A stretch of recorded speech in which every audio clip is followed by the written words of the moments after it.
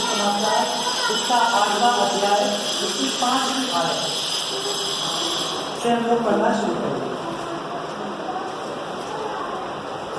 मत्ती रचित सुसमाचार इसका 8वां अध्याय और 5वीं आयत। नया में अपने पेज नंबर 12 हम प्रार्थना करेंगे।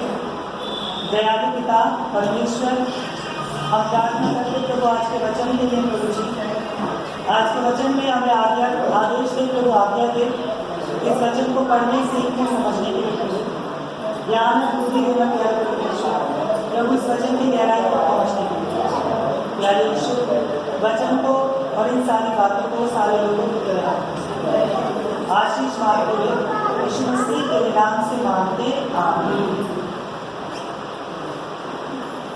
प्रेम, आज का जो वचन है ना, वो एक चीज को दर्शाता है जिसको कहते हैं प्रेम, जिसको कहते हैं हम प्रेम, जो कि करना भूल चुके, प्यार की भावना जो कि आज हम लोग करना भूल चुके। वचन क्या सिखाता है इस बारे में? ये वचन उसी को बताता है। देखो आजकल हम लोग किससे प्यार करते हैं? अपनी बीवी से, अपने बच्चों से, माँ बाप से। अगर करते तो न्यारा नहीं करते। अगर माँ बाप से प्यार करते तो ना तो न्यारा होते ना न्यारा होते, मतलब माँ बाप से प्यार नहीं करते। ठीक है, किससे प्यार कर रहे? अपनी बीवी और बच्चों से।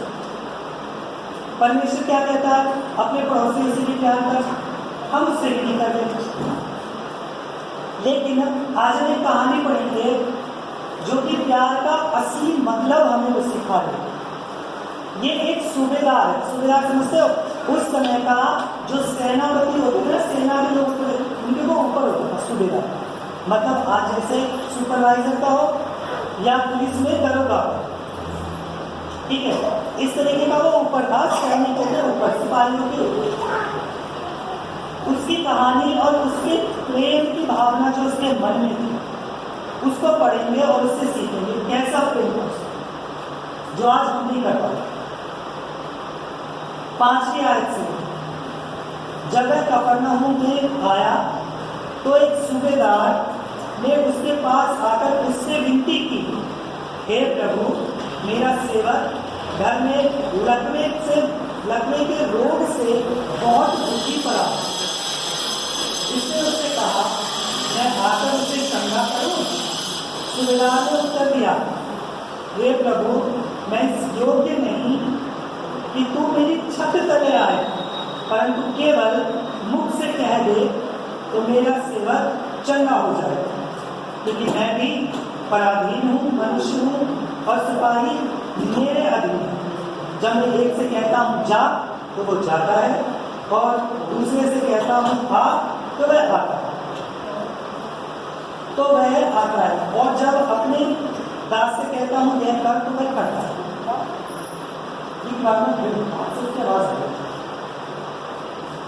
तो एक यीशु मसीह एक शहर में आए, एक गांव में, एक शहर में आए जिसका नाम था कफरनहूम, जिस शहर का नाम था कफरनहूम। यीशु मसीह जैसे ही वहां आए तो एक आदमी उनके पास आता है और वो यीशु मसीह से कहता है, हे यीशु, मेरा सेवक, मेरा दास। ये बताओ, सेवक और दास किसको कहते हैं? आज की भाषा में बोलो तो जो सेवा करने वाले और दास होते हैं तो उनको क्या कहा जाता है? जो काम करने वाले होंगे ये क्या कहा जाएगा? नौकर है। नौकरी करने वाले नौकर। भैया हम तुम्हारे घर में काम करते तुम्हारे नौकर, ठीक है? वो क्या था? उसका नौकर था। उसके घर में काम नहीं कर रहा, लेकिन उसके अधीन काम कर रहा। जैसे फैक्ट्रियों में काम करते हैं और बहुत से और ज़्यादा महंगों में काम करते हैं, तो जो हमारे से ऊपर होते हैं, सुपरवाइजर या कोई अफसर होता है, तो हम क्या कहते हैं, भाई हम तो उनके नीचे काम कर रहे हैं, उनके नौकर। बाबूजी ने तो तुम्हारे नीचे काम कर रहे हैं, तुम्हारे नौकर हैं, ठीक है ना? ये भी क्या था? उसका नौकर। लेकिन प्यार की भावना समझने की बात है। लेकिन यीशु मसीह के पास वो खुद आया और आके कहता, मेरा नौकर, मेरा दास बीमार है, तो इस मसीह से कहता तू क्या चाहता है, मैं घर चलूं? तो कहता ना प्रभु ना, मैं इस लायक भी नहीं हूं तो तू मेरे घर के तले भी आ सके। मतलब मैं इतना पापी इंसान हूँ, इतना घिनौना इंसान हूँ कि मेरे जैसे इंसान के घर में तेरे जैसा पवित्र इंसान तो आने की, मतलब मैं इस लायक नहीं हूं कि मेरे घर में तेरे जैसा पवित्र इंसान आ जाए। उसने अपना अंगीकार किया अपने पाप का, क्या प्रभु मैं पापी हूँ, मतलब मैं इतना पापी हूँ कि तुम मेरे घर के तले भी आने, मैं इस लायक नहीं हूँ तो मेरे घर के तले में आ जाए, छत तले भी आए, बस प्रभु कुछ कह दे मेरे से वो ठीक हो जाए। मतलब तू कुछ बोल दे उसके लिए और वो ठीक हो जाए। मेरा ये विश्वास है। देखो वो एक सुपरवाइजर है, एक दरोगा है, एक क्या है सूबेदार, बहुत मुश्किल है। अगर वो चाहता तो वो अपने दूसरे नौकरों से कह सकता है सुनो कोई यीशु नाम का लड़का आया, आदमी आया है और वो लोगों को ठीक करता है, काम करो उसको उठा के ले जाओ उसके पास और प्रार्थना करवा और ये ठीक हो जाएगा। चाहता था वो दूसरों को भेज सकता था, जैसा कि आजकल होता है। कभी फैक्ट्री में या किसी महंगी में देखो किसी को चोट लग जाती है तो मालिक कभी नहीं आता, नौकरों को भेज देता है। अफसर भी नहीं आता, कभी मैनेजर आ जाए या सुपरवाइजर आ जाए या HR आ जाए, कोई नहीं आता, क्या करते उसके संगी स्टाफ को भेज देते, जाओ उसे घर भेजो। लेकिन यहाँ पर वो सूबेदार खुद आया यीशु मसीह के पास, उसको घर ही छोड़ रखा है जो बीमार है, खुद आता है कि मेरा दास मेरा सेवक बीमार है, मैं मुझे प्रार्थना।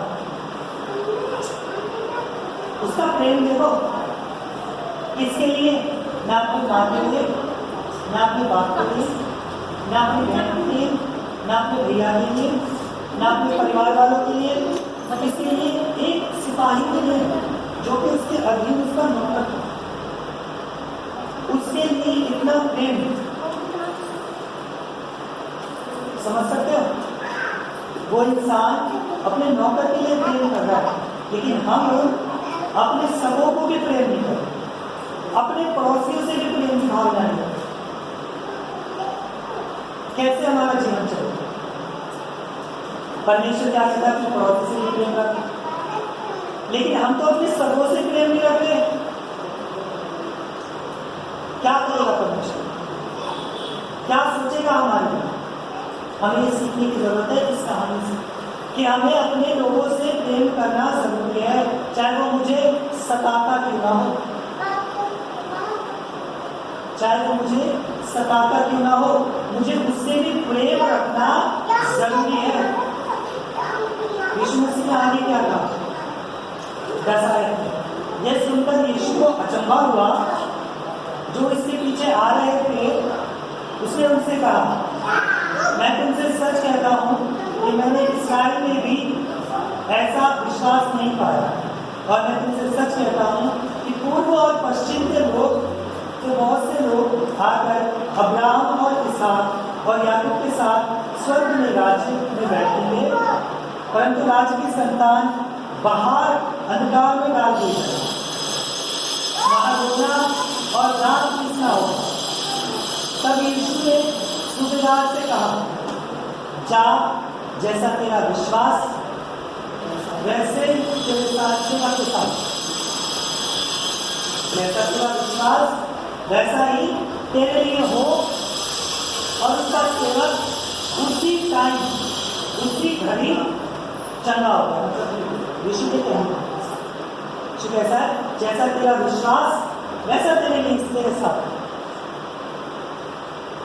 जब मैं प्यार नहीं कर रहा, दूसरों से विश्वास में मेरी कमी आ गई है, तो मुझे कहाँ से कुछ मिल जाए। अब पता क्या है हमारी क्या मांग होती है?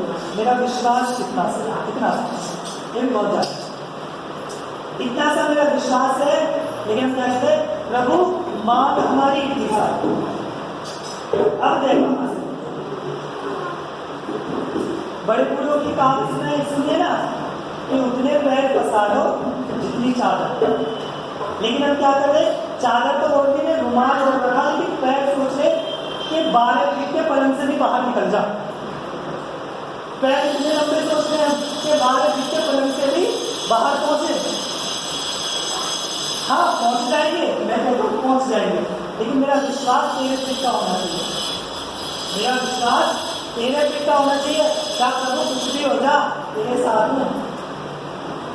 अगर विश्वास पे एक एग्जाम्पल दूंगा ना, तो मेरे विश्वास के बारे में सीखना है। दुखद मुसीबत को अपने ऊपर लेकर फिर भी प्रभु के साथ चला, उसके बारे में सीखना है। तो बाइबल में एक किताब है जिसका नाम है अय्यूब। जब बाइबल को बीचों बीच से खोलते ना तो निकलते भजन संहिता, और उससे पहले पढ़ता है अय्यूब की किताब। वो अय्यूब एक ऐसा इंसान था जिसके पास सब कुछ। शैतान परमेश्वर के पास पहुंचा, कहाँ से आ रहा है? परमेश्वर पूछते शैतान के साथ, पृथ्वी पर घूम फिर के आ रहा हूँ। तो परमेश्वर कहते तुमने मेरे दास अय्यूब को देखा, वो कितना विश्वासी और कितना मेरे वचन में खरा चलने वाला है। शैतान कहता है अजी हाँ, अभी दुख देकर दे, तूने उसके ऊपर अपना बाड़ा लगा रखा है, अभी उसको थोड़ी सी परेशानियां देके दे, अभी तेरे मुंह पे तेरी निंदा करेगा, तुझे गालियां बोलेगा। परमेश्वर ने की जान तुझे छूट दे रहा हो, उसके प्राण को छोड़कर, उसके शरीर को छोड़कर तू उसे उसकी संपत्ति देता हो, जा जो करना है कर ले, मुझे उस पर विश्वास। परमेश्वर कह रहा है अय्यूब को कि मुझे अय्यूब पर विश्वास है कि अय्यूब मेरे लिए कुछ नहीं बोले। शैतान ने वही करा, उसकी सारे गाय बैल सारी संपत्ति लुटवा दी। उसके बेटे थे, उसकी बहुबेटी को सब मरवा दिए, बस अय्यूब और अय्यूब की बीवी है। उसने फिर भी परमेश्वर का धन्यवाद करा, उसकी बेटी बनाई, उसको बलियां चढ़ाई। उसके जो दोस्त थे वो कहने लगे, लोग कहने लगे परमेश्वर को गाली दे, उसने तेरा सब कुछ छीन लिया। तो अय्यूब कहता है परमेश्वर ने दिया, परमेश्वर ने ले लिया, मेरा क्या था? कुछ भी नहीं, मैं तो नंगा आया और मैं नंगा जाऊंगा, हाथ बुद्धिमान से आया था और मुझे खोल के चला जाऊंगा, मतलब मेरा तो कुछ भी नहीं था। शैतान प्लस किया, विश्वास दे। हम जहाँ किसी मुसीबत आने पर, परेशानी आने पर घबरा कर परमेश्वर की निंदा करने लग जाते हैं। सोचो अय्यूब का सारे बेटे दोहरे मर गए, सारी संपत्ति लुट गई, रातों रात सड़क पे आ गया, लेकिन फिर भी उसने परमेश्वर को निंदा नहीं करी। एक शैतान स्वर्ग पे पहुंचा, फिर परमेश्वर से बातचीत हुई, फिर परमेश्वर से कहा उसने यारे दुख मुसीबत पड़ता है ना जब शरीर पे, तो अपने आप लोग गाली देते हैं इंसानों को, परमेश्वर को। वो कहता है ठीक है जा, उसके प्राण को छोड़कर उसका शरीर तेरे हाथ।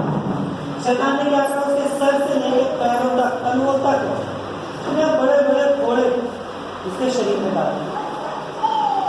शायद उन्हें कीड़े भी पड़ते होंगे, बास आती थी उसके ऊपर। उसके बीवी, उसके जो दोस्त थे वो भी उससे अलग हो गए, कहने लगे परमेश्वर की निंदा कर, मुझे कितना बीमार कर दिया, उसको बोल, उसकी उपासना करनी छोड़ दे, उसका नाम लेना छोड़ दे। अय्यूब कहता है तू तो पागल औरत है, मूढ़ स्त्री है, अगर सुख मैं लूंगा तो दुख कौन देगा? मुझे मेरे परमेश्वर को भरोसा। अगर मैं सुख लूंगा तो दुख जो है वो कौन देगा?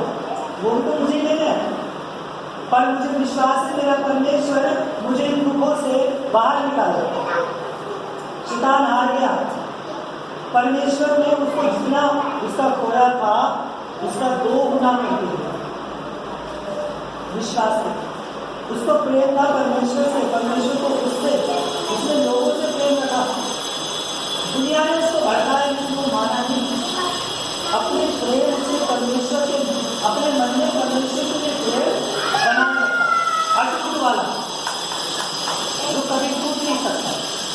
लेकिन हम ना तो पड़ोसियों से और ना ही परमेश्वर प्रेम रखते, क्योंकि हम परमेश्वर से प्रेम रखने से कुछ मांगते।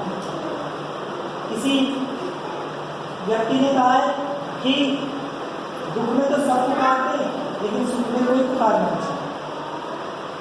हमें परमेश्वर को हर समय पुकारना जरूर है, चाहे मैं खुशी में हूँ चाहे मैं गम में हूँ, मुझे परमेश्वर को हर समय पुकारना जरूरी है।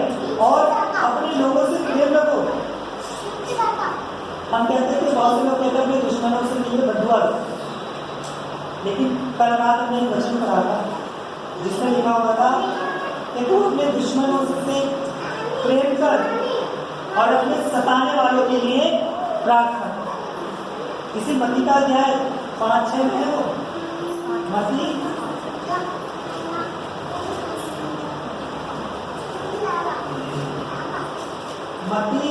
5:43 में लिखा हुआ है कि तू अपने शत्रुओं से मतलब अपने दुश्मनों से प्यार कर और अपने जो तुझे सताते हैं।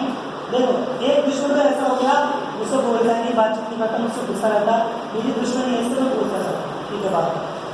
एक सताने वाला वो मुझे सताता ही रहता है, निकलते बढ़ते टोट कसता ही रहता है, गालियाँ देता ही रहता है, आर्थिक पार्थिक कहता ही रहता है, मेरे लिए बुरा सोचता ही रहता और बुरा करता ही रहता है। एक वो सताने वाला हो। परमेश्वर कहता है एक तू दोनों से प्यार कर, दुश्मन के लिए तू प्यार कर, सताने वाले के लिए प्रार्थना कर। ये प्रभु इसके मन को बदल, ये नहीं जानता ये क्या कर रहा है। अगर इसके अंदर से शैतान निकल गया तो ये भी मेरे जैसे। हमें ये नहीं करना इसका बेड़ा गर्क हो जा, इसके घर में आग लग जा, इसके हो जा, क्योंकि हो जाएगी बददुआ। और परमेश्वर साफ साफ नहीं करता कि हमें किसी को बददुआ या किसी को भी श्राप नहीं देना। किसी को कोई हमें देगा ना वो हम पे काम नहीं करेगा, क्योंकि प्रभु कहता है अब्राहम से कि मैं तुझसे और तेरी संतान से ये वाचा बांधता हूं कि अगर कोई तुझे श्राप देगा तो मैं उसे श्राप। अगर कोई मेरा पूरा करने की सोचेगा ना तो परमेश्वर उल्टा उसका पूरा करेगा। मेरा कुछ नहीं होगा लेकिन परमेश्वर उसका 4 गुना 100 गुना बुरा। लेकिन कब होगा ऐसा? जब मैं प्रेम की भावना अपने मन में रखूं, दूसरों से प्रेम करूंगा, अपने लोगों से। अगर मैं प्रेम नहीं करता ना तो पता है कुरिन्थियों 1 कुरिन्थियों उसका 13 अध्याय क्या कहता है पता है? अगर मैं प्रेम नहीं करता अपने लोगों से तो वो कहता है यदि मैं मनुष्यों और स्वर्गदूतों की बोली बोलूं और प्रेम ना रखूं तो मैं 13:1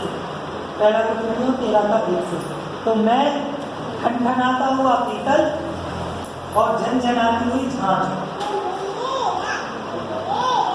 अगर मैं इंसानों की तरह मीठी बोली बोलूं, स्वर्गदूतों जैसी मीठी बोली बोलूं, परंतु लोगों को प्रेम ना करूं, अपना भावना मन से मैं अपना न मानूं तो मैं खनखनाता हुआ बजता हुआ घंटा पीतल और झनझनाती हुई झांझ।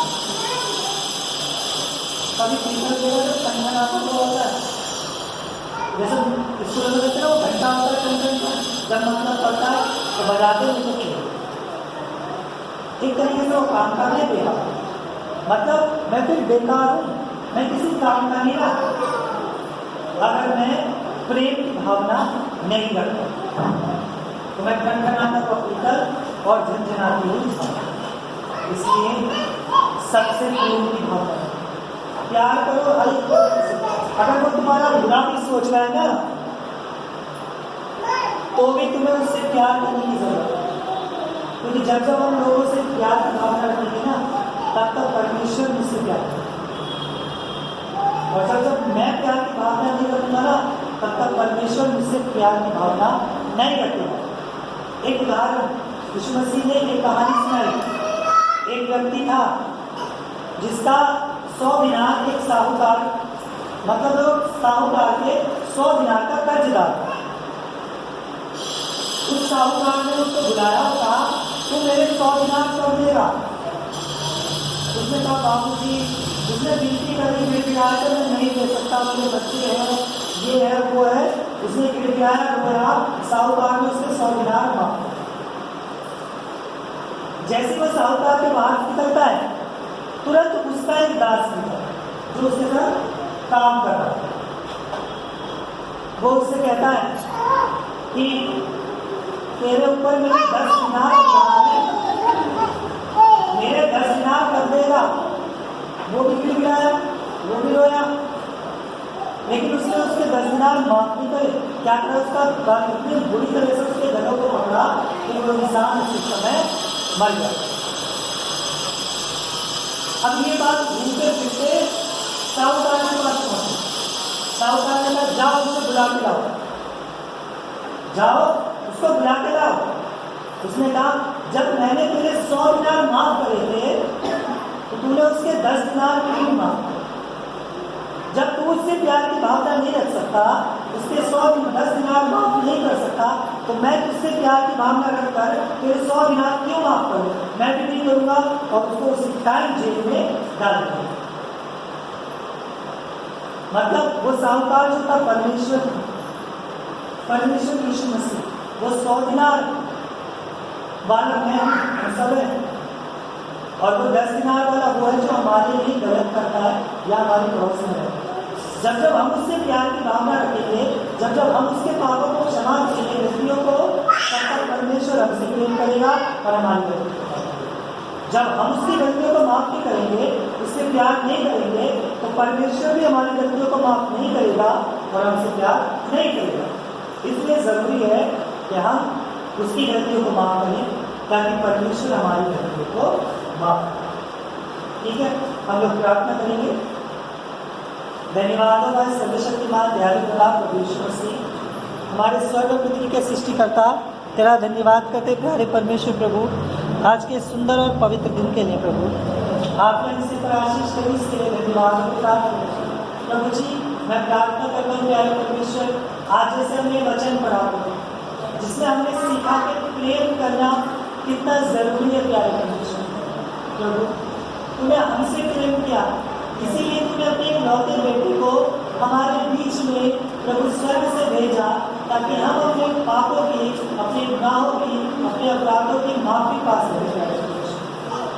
प्यारे परमेश्वर तेरा धन्यवाद करते हुए होगा परमेश्वर, हमारे मनों में भी प्यार की भावना जगा ताकि हम भी अपने लोगों से, अपने मिलने वालों से, अपने दुश्मनों से, हमें सताने वालों से प्यार कर सकें, उन्हें अपना बनाकर चल सके। प्रभु सभी बातों को तेरे हाथ में दे, यीशु मसीह तेरे नाम से मांगते आमीन।